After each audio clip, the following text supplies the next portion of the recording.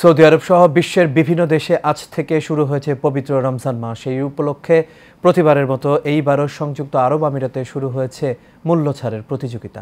আমিরাতের বিভিন্ন মন্ত্রণালয় থেকে এই ঘোষণা দেওয়া হয়েছে। এমনকি 9টি নিত্য প্রয়োজনীয় পণ্যের ওপর দাম বাড়ানোর নিষেধাজ্ঞা দিয়েছে দেশটির সরকার। আমিরাত হতে মোশাররফ হোসেনের তথ্যচিত্রে বিস্তারিত জানাচ্ছেন সানজিদা হক। সিয়াম সাধনার মাস পবিত্র রমজান।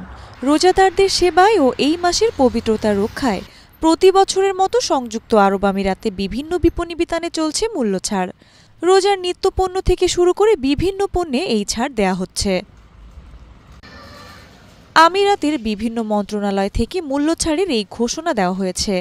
তেল, ডিম, দুগ্ধজাত খাবার, চাল, চিনি, হাঁস মুরগি, লেবু এবং রুটি এই 9টি মৌলিক ভোগ্য পণ্যের ওপর দাম বাড়ানোর উপর নিষেধাজ্ঞাও দিয়েছে দেশটির বাণিজ্য মন্ত্রণালয়।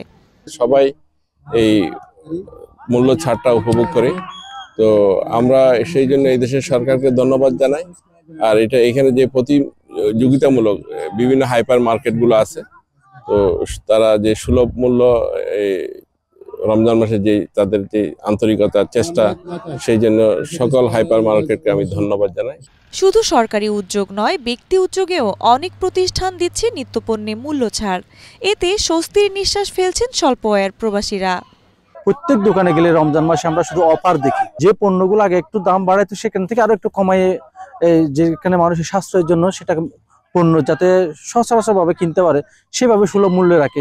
দেশটির প্রায় 644টি প্রধান সুপারমার্কেটে রমজান মাস জুড়ে প্রায় 10,000 পণ্যের ওপর 50% বেশি মূল্য ছাড় দেওয়া হয়েছে। সানজিদা হক, এশিয়ান টেলিভিশন।